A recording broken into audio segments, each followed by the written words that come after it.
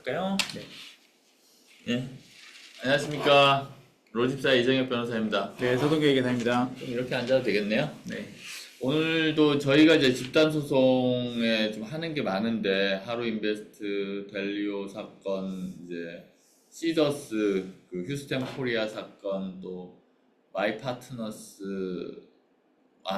파트너스죠. 마이더스 파트너스 관련 사건, 그리고 이제 세종 컨설팅이나 기타 저희가 지금 뭐 여러 가지 논의를 해보는 여러 가지 사건들이 많은데, 그 사건과 관련해서 할 때마다 좀 오늘 좀 편안하게 왜 이게 확산되고 있는지, 그리고 왜 이렇게 나이 드신 분들이 이거에 대해서 이제 많이 참여해서 피해를 많이 입을 수밖에 없는지, 그거에 대해서 조금 얘기를 더 나눠보겠습니다. 최근에도 그 카라클라라는 그 되게 유명한 유튜버가 이제 그런 다단계 사건에 대한 좀 이렇게 조명을 하고 영상을 찍었더라고요.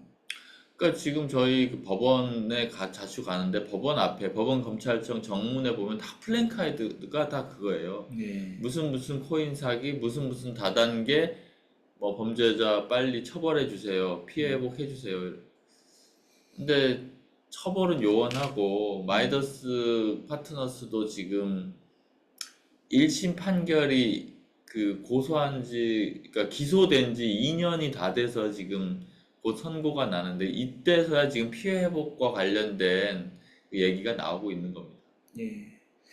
그러니까 그 장기화된 기간 동안에 재산은 다 산일되고 피해자들은 답답한데 빨리 뭔가 수사도 진행 안 되고 하니까 거의 지금 단계에서는 어떻게 보면은 또 포기를 한. 맞아요. 네. 자, 여기 앉을게요. 이거 편안하게. 네. 왜냐면 안 그래도 얼굴이 더 못생겨 보이네. 아니, 그래서 그 몰수 보전 제도에 또 뭐랄까, 하여튼 수사를 막 개시하면서 이제 특경 사기가 되니까 이제 범죄 수익이라고 해서 범죄 피해 자산을 몰수 보전, 추징 보전을 해놓는데, 그래서 이제 계좌라든지 부동산 같은 거는 처음에 바로 이제 보전을 좀 해놓거든요. 근데 그거에만 지금 피해 회복을 의지를 하는 겁니다. 예.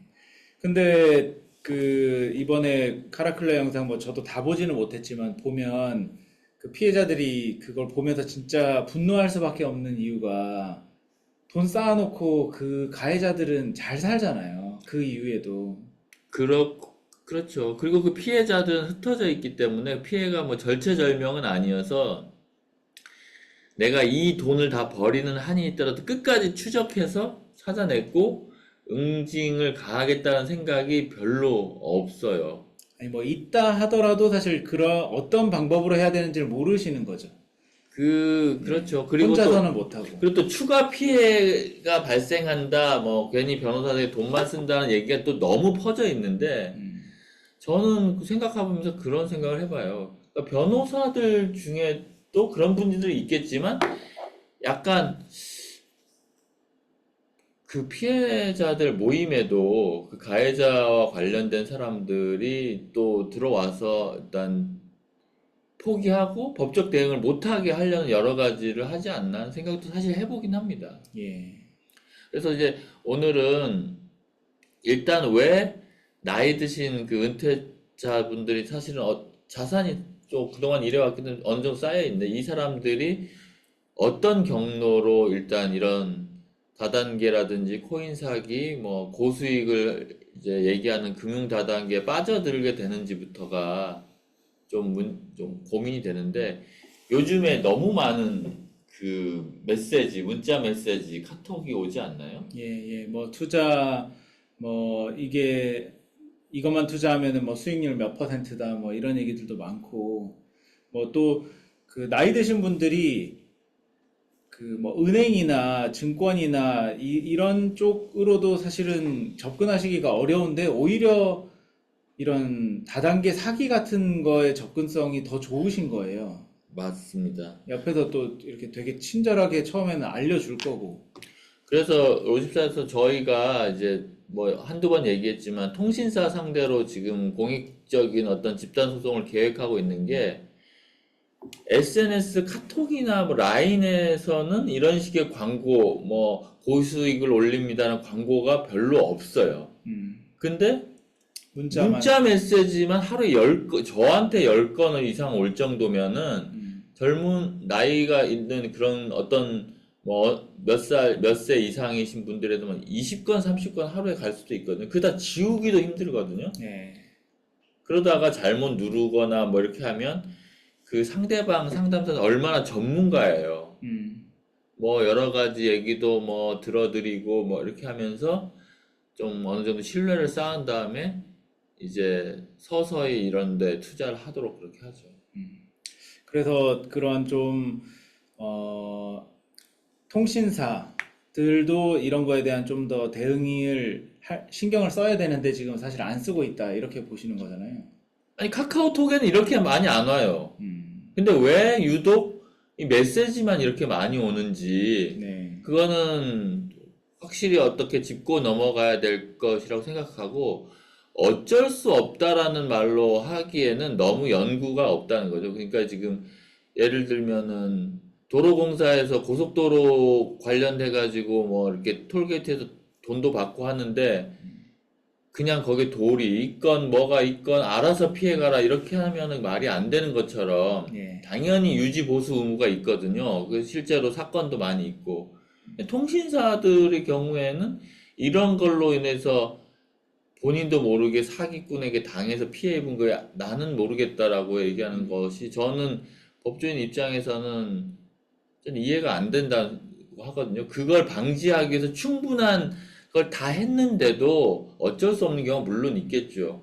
근데 아무것도 안 했는데도 면책된다? 이거는 안 된다고 봐서 저희가 지금 로집사에서 이제 통신사 보이스피싱 그리고 투자 사기 이제 메시지 보고 들어간 경우에 대해서 피해자분들 모집하고 있으니까요. 이것도 많이 참여해 주시면 좋겠습니다. 좀 뭐 딴 얘기긴 한데 그래서 뭐 예방이라는 방법 중에 되게 하나의 측면일 수는 있고, 그 이제 그거 이외에 또 뭐 논의가 충분히 돼야 될 부분 중에 하나는 지금 과연 이제 이렇게 많은 다단계 피해 사건이 발생했는데 이걸 어떻게 우리 대한민국에 제도적으로 해결할 거냐. 그것도 좀 되게 중요한 문제인 것 같아요.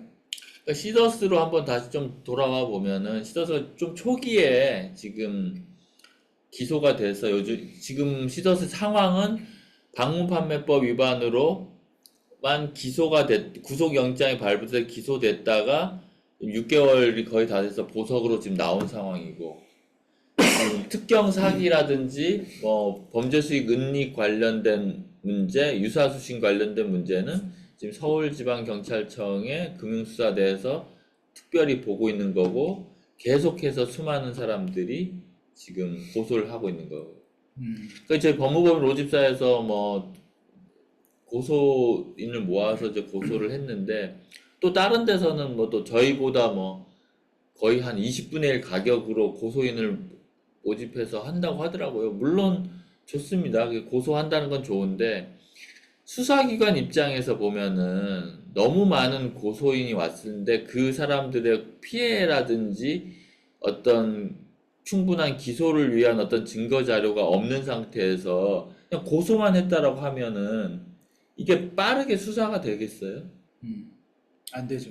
그러니까 저희 법무법인에서는 그 어떤 최소한의 어떤 비용이라고 생각하는데 한 명 한 명당 어떤 식으로 피해를 입었고 피해 규모는 이렇고 그거를 수사하기 쉽게까지 자료를 만들어서 하는데 그런 경우와 대체적인 그 수사 사기와 관련된 얘기만 하고 뒤에 별지 명단만 하는 경우면 수사기관에서 그 사람들에 대해서 제대로 수사하기가 어렵지 않을까요? 네, 그러니까 지금까지 이렇게 또 장기화된 거겠죠. 오히려 저는 수사 방해하는 행위인 것 같아요. 그 부분들이 늦게 하는 경우가. 그래서 어쩔 수 없이 저 수사기관에서는 잘라서 뭐 충분히 어느 정도 되는 분들은 먼저 기소를 하고 나머지 분들은 나중에 할 수밖에 없는데 그 현실은 뭐 충분한 어떤 조력이 없으면 고소마저도 사실은 쉽지 않다는 겁니다. 그래서 저희가 이 얘기를 드리는 거는 저희 법무법인 말고 뭐 다른 법무법인에서도 뭐 많이 하는데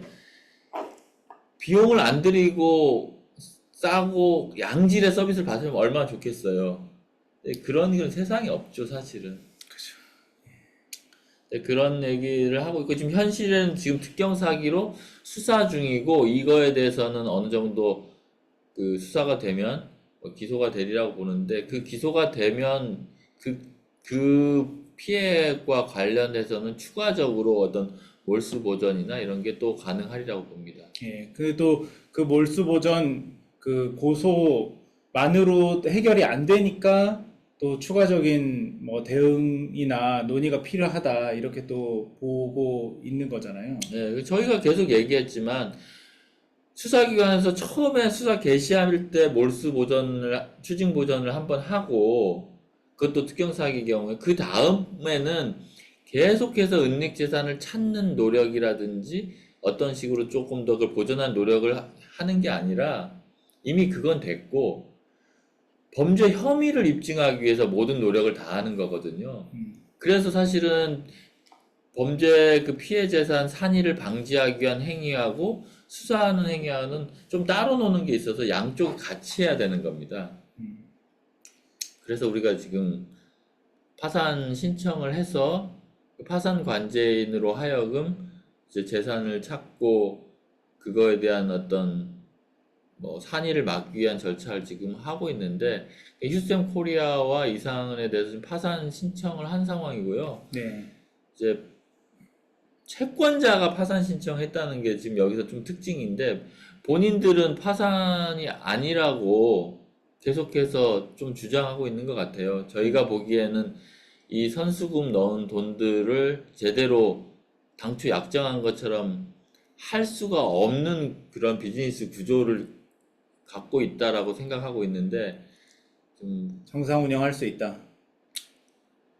만약 이게 정상 운용할 수 있다라고 하면은 뭐 삼성, 현대보다 더 큰 기업 되는 건 시간 문제겠죠.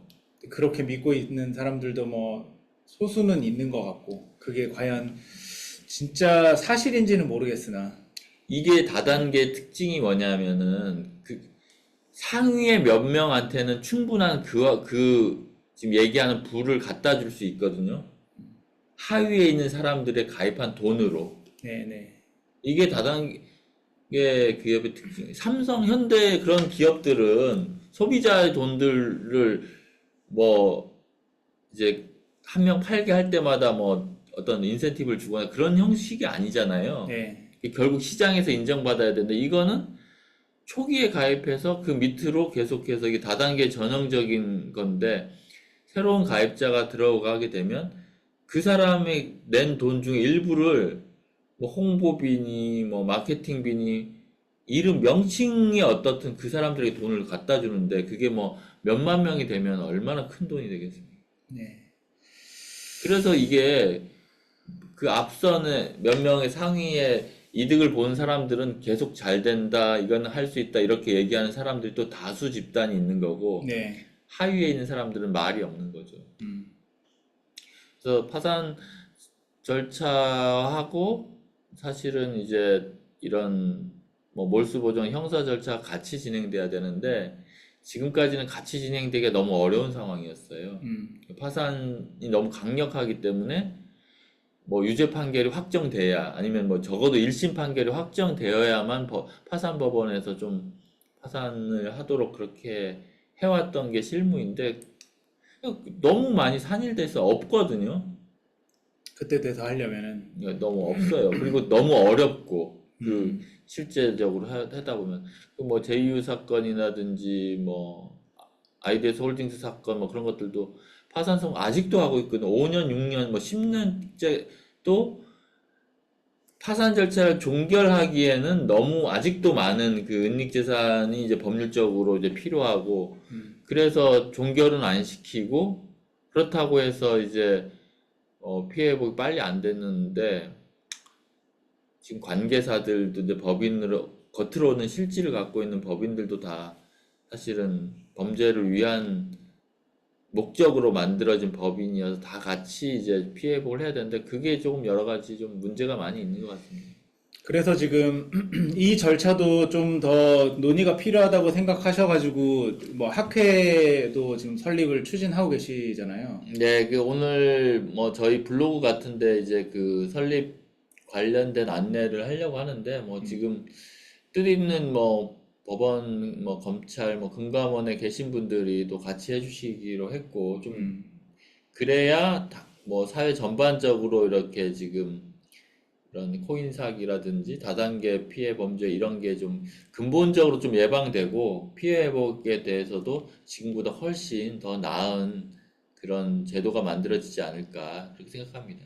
지금 그러니까 모든 제도는 사실은 개선의 여지가 있잖아요. 그렇죠. 그러니까 지금 뭐 여러 가지 사법 절차라든지 파산 절차가 조금 미흡한 게 있는데 그만큼 또 개선의 여지가 있고 그 개선을 전문가들끼리 좀 같이 논의해서 빠르게 적용시켜 보려고 합니다. 예, 그런 논의들이 되어야지만 이 절차에 대한 이런 이제 사기 피해에 대한 그 대응도 더욱더 빨라질 거라고 기대가 될 것 같네요. 네, 예. 맞습니다. 조만간 저희가 뭐 계속해서 이런 내용하고 또 학회에서의 어떤 뭐 발표한 내용 이런 것들도 잘 정리해서 유튜브로 공유하도록 하겠습니다. 네, 네, 알겠습니다. 감사합니다.